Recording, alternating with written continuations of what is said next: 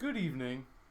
Welcome to episode 1 of 158.3.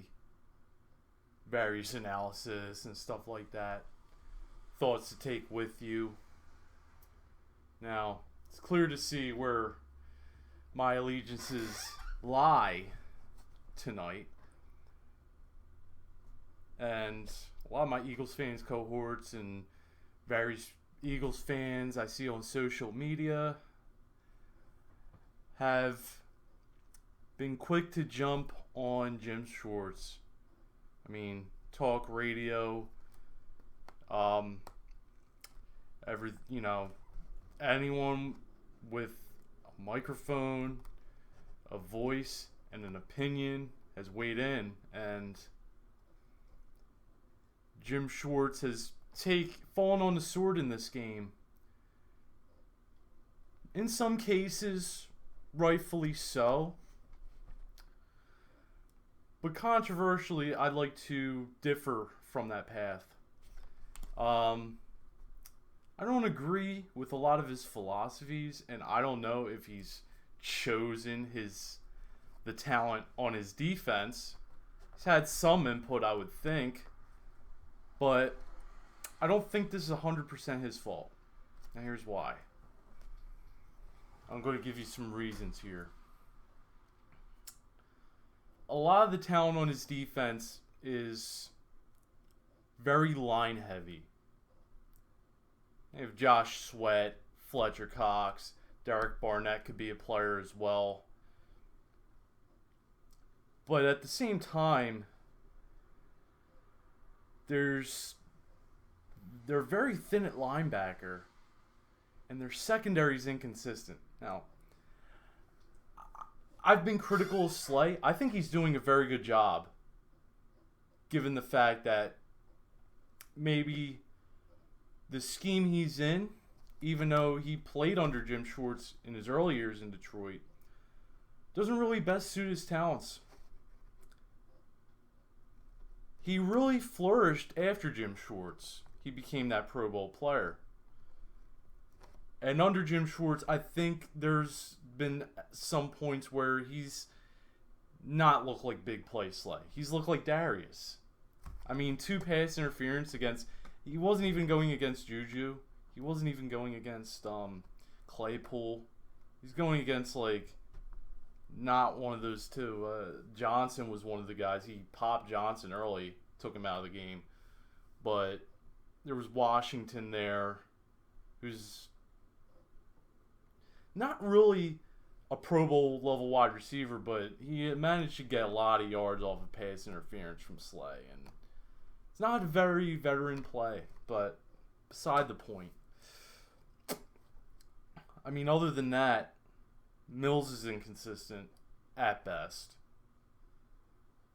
McLeod's been solid. Kevon Wallace hasn't been... I don't know how to judge him. I didn't see a lot of him in that game. But let's get right into what I'm going to... my main point here. All of this falls on Howie Roseman because the drafting obviously has been very poor. Very, very poor. And I'm going to bring up a concept that's very different. And I thought about this a different way. It's not the player that he's drafted by himself, like Nelson Aguilar in 2015, like J.J. Arcega-Whiteside. I'm going to bring up a hypothesis. It's not a theory yet, but a general idea called, you all have heard the term addition by subtraction, which means, let's say a team gets rid of a player who just hurts them so much that it brings a boost to that team or an aspect.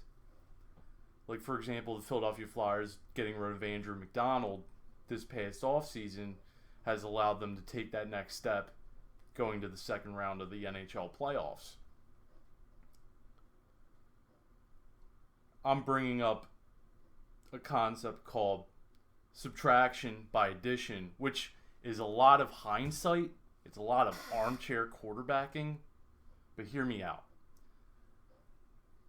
So, this year in the 2020 NFL Draft, in the first round, the Eagles drafted Jalen Reagor, and the jury's still out on him. I know he's hurt. I know it was a controversial pick at the time, given what was on the board. Justin Jefferson aside, he's a talent. Maybe they should have picked him, but who knows how that would have went. But I saw a guy named Chase Claypool, and I'm wondering, where did he come from? What's his background? This guy's 6'4", 238 pounds, and can run for days. He's a burner. He's definitely someone the Eagles could use. And he's got a bright future in the NFL. He was drafted in the second round, very early in the second round, and he's been a hell of a player for the Steelers. Today, he had 7 receptions, 110 yards, 15.7 yards per reception, 3 touchdowns, and a rushing touchdown. Jalen Reagor was hurt for this game. He's only... And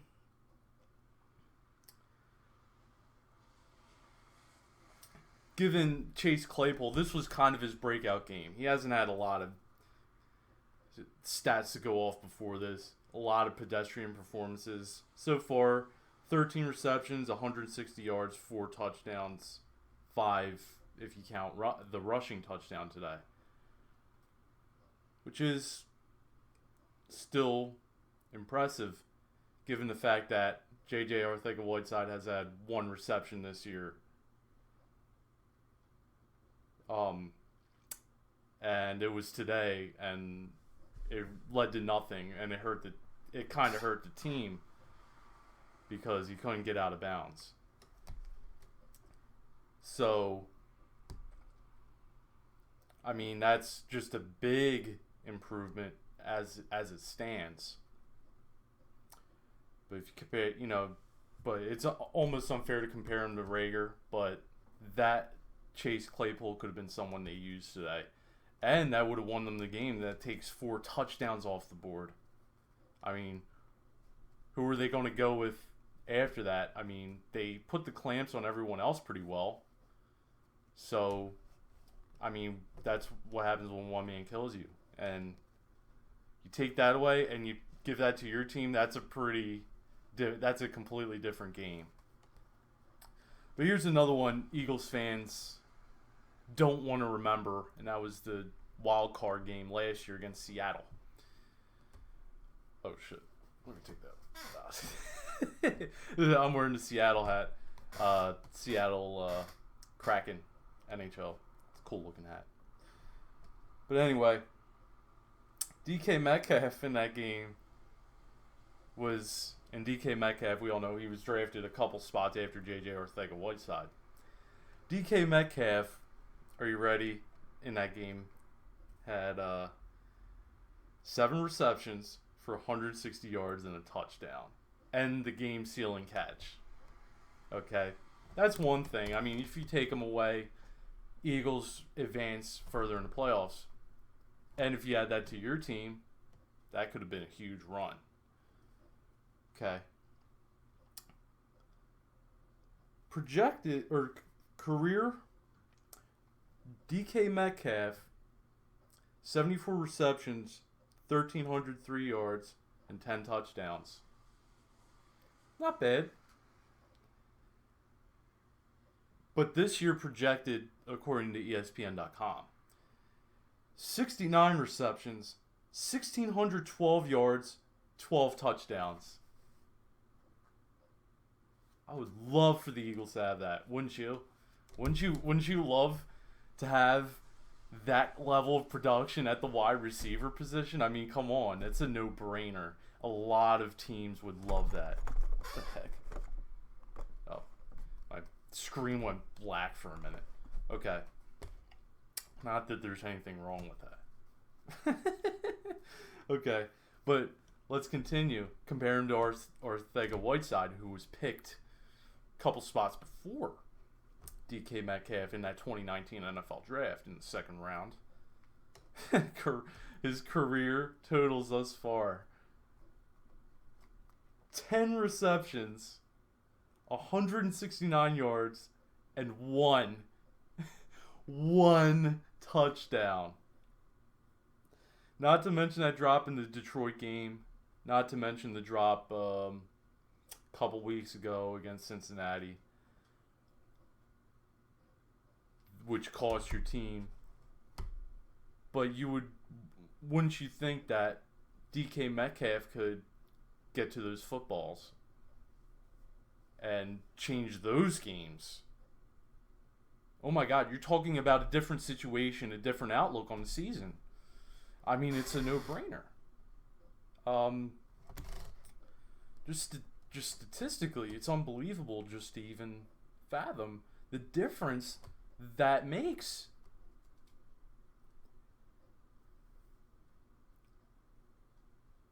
And here's going to be my next one. Now, I just learned of this.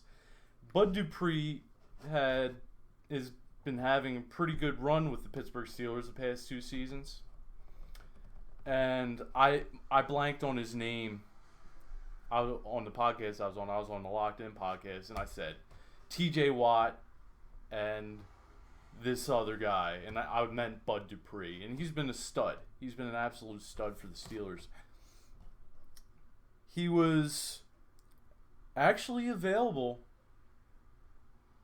in 2015 NFL Draft when the Eagles picked Nelson Aguilar.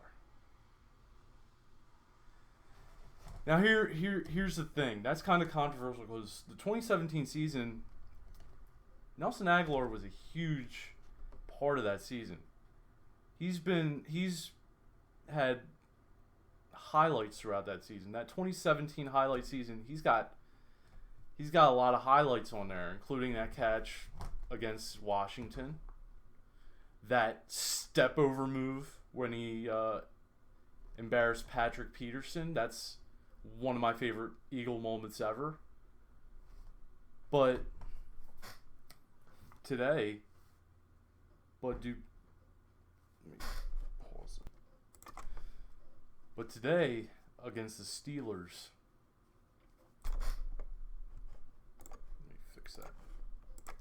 But today against the Steelers, Bud Dupree had 2 tackles and a half a sack, which is not bad. He got some pressure on Carson Wentz. You know, if you take those away, it might be a different outlook on your game here. This year's projected to have 48 tackles, 13 sacks, and 5 forced fumbles. Eagles already have a good defensive front four. He would have added something to that. Some tangible numbers to that. And he was listed as linebacker, so he could have played linebacker in certain situations. And in his career, he's had 209 tackles, 34 sacks, and 7 forced fumbles. Not bad. Would you take that over Nelson Aguilar? That's kind of a stretch, but I think you would take that. I mean, Nelson Aguilar's already on his second team. His career is littered with a lot of controversy, a lot of adversity that he brought upon himself. And he's definitely more of use than Nelson Aguilar is to this team, given the fact that Nelson Aguilar isn't on the Eagles anymore. So gotta go with that. Now here's going to be a very, very controversial take, very hot take, steaming hot. Don't touch this oven. TJ Watt was drafted late in the first round of the 2017 NFL Draft by the Pittsburgh Steelers. He's had a Pro Bowl career. Very stupendous last year for the Pittsburgh Steelers. Really turned around that defense that was a lot of people thought was not the Pittsburgh Steelers they grew up with, not your father's Pittsburgh Steelers. They were very porous in the years leading up to last year where they kind of came back and had a really solid year. And this year their defense looks to be a threat as they're 4-0. The Eagles picked in that first round of the 2017 NFL Draft Derek Barnett, who was drafted out of the University of Tennessee, came with a lot of cachet, constant comparisons to Reggie White, and had the recovered the forced fumble from Brandon Graham in that Super Bowl to seal that victory for the Eagles. Now, is that really that big of a moment? If you take Derek Barnett away, is that Super Bowl go to the Patriots? I don't think so. I think TJ Watt could have fallen on that football. I really do. Or insert player there could have fallen on that football. I think I mean the jury's still out on Derek Barnett. I think he could be a player, but TJ Watt already has proven it. He's a Pro Bowler. Derek Barnett has been streaky. He's been, hot and cold. But if you look at the stats for Derek Barnett, granted he's been hurt. He's only played 35 games in the past 4 seasons. 68 total tackles, 14 sacks, 3 forced fumbles. That's pretty good. That's pretty good production. But you could have had TJ Watt with that pick. And here's his stats against Philadelphia. He had a big day again. Well, not a big day. Not as big as I thought. But he definitely had a decent day for TJ Watt. This is a typical stat line for TJ Watt. 3 tackles and a sack.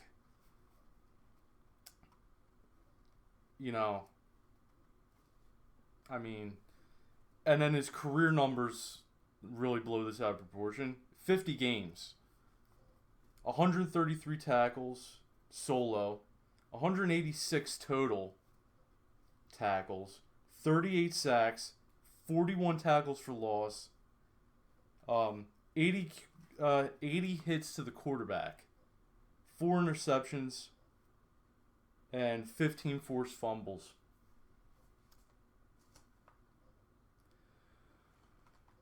Yeah, it's quite a difference, isn't it?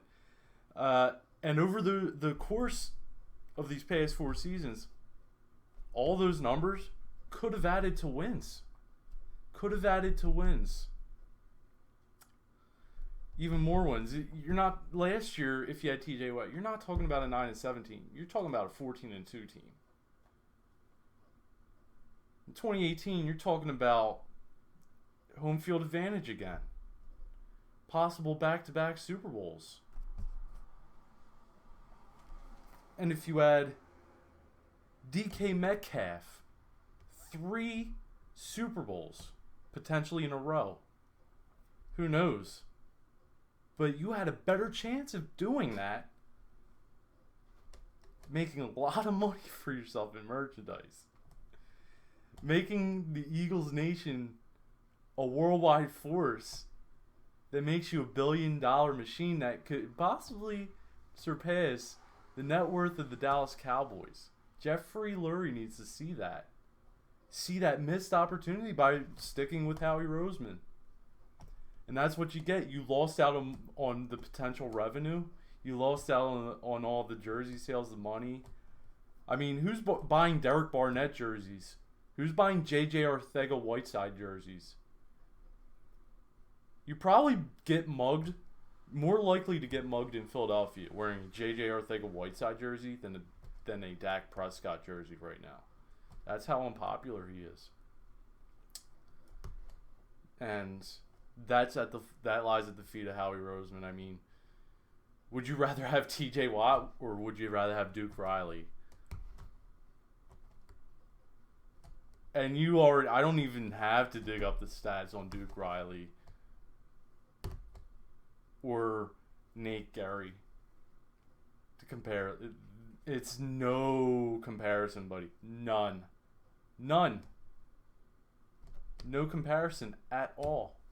This is facts here. So, all you have to do is like maybe 30 minutes of research